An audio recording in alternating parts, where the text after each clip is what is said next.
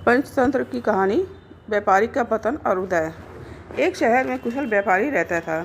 शहर के राजा को उसके गुणों के बारे में पता था और इसलिए उसने उसे राज्य का प्रशासक बना दिया। कुछ दिनों बाद व्यापारी ने अपनी लड़की का विवाह तय किया।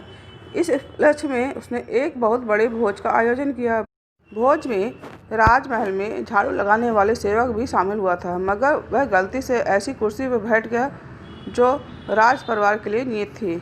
यह देखकर व्यापारी को बहुत ही क्रोध आया और वो आग बबूला हो गया। उसने सेवक को भोज से धक्के मारकर बाहर निकलवा दिया।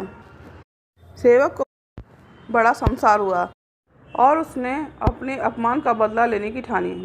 ही मन उसने व्यापारी को सबक सिखाने की सोची। एक दिन सेवक राजा के कक्ष में झाड़ू लगा रहा था। उसने राजा को देखकर बड़बड़ाना शुरू किया।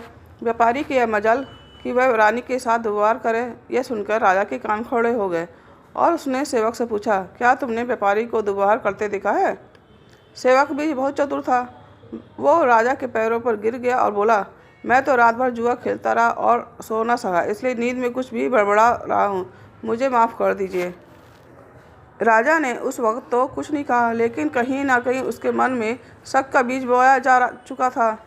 राजा ने एक निर्णय लिया और व्यापारी के अधिकार कम कर दिए। महल में भी उसके घूमने पर पाबंदी लगा दी। अगले दिन जब व्यापारी ने महल में आने का प्रयास किया तो उसे संतरियों ने रोक दिया। व्यापारी बहुत हैरान हुआ। तभी वहाँ खड़े उसी सेवक ने मजा लेते हुए कहा, संतरियों, जानते नहीं ये कौन है? ये बहुत प्रभावशाली हैं। ये चाहे तो तुम्हें बाहर भी फिकवा सकते हैं, जैसे इन्होंने अपने भोज से बाहर फिकवाया था। सेवक के ताने सुनते ही व्यापारी को सारा माजरा समझते देर ना लगी। व्यापारी चतुर तो था ही, उसने इस समस्या का हल खोज लिया और कुछ दिनों के बाद सेवक को अपने घर बुलाया। उसकी खूब आवभगत की और उपहार भी दिए। उसके बाद बड़ी विनम्रता से भोज वाले दिन के अपने व्यवहार के लिए क्षमा मांग ली। सेवक बहुत खुश था और उसने कहा कि आप चिंता न करें, मैं राजा से आपका खोया हुआ सम्मान जरूर वापस दिलाऊंगा। अगले दिन राजा के कक्ष में झाड़ू लगाते हुए वो फिर से बड़बड़ाने लगा, हे भगवान, हमारा राजा तो इतना मूर्ख है कि वह गुसल खाने में खीरे खाता है। यह सुनकर राजा क्रोधित हो उठा और बोला, मूर्ख, तुम्हारी ये हिम्मत! तुम अगर मेरे कक्ष के सेवक न होते तो मैं तुम्हें नौकरी से निकाल देता। सेवक फिर से राजा के चरणों में गिर गया और दोबारा कभी ना बड़बड़ाने की कसम खाई।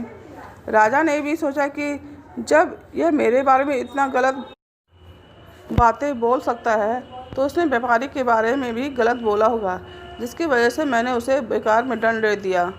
फिर क्या था, अगले दिन ही राजा ने व्यापारी को महल में उसकी खोई प्रतिष्ठा वापस दिला दी। चाहे व्यक्ति बड़ा हो या छोटा, हर किसी के साथ समान भाव से पेश आना चाहिए, क्योंकि जैसा व्यवहार आप खुद के साथ होना पसंद करेंगे वैसा ही व्यवहार दूसरों के साथ भी करें। हमें सुनी सुनाई बातों पर यकीन नहीं करना चाहिए, पूरी जांच पड़ताल करके ही निर्णय लेना चाहिए। फ्रेंड्स, आपको व्यापारी का पतन और उदय की कहानी कैसी लगी? आप अपनी कमेंट के द्वारा हमें अवश्य बताएं। पसंद आने पर लाइक और शेयर करें और सब्सक्राइब करना न भूलें।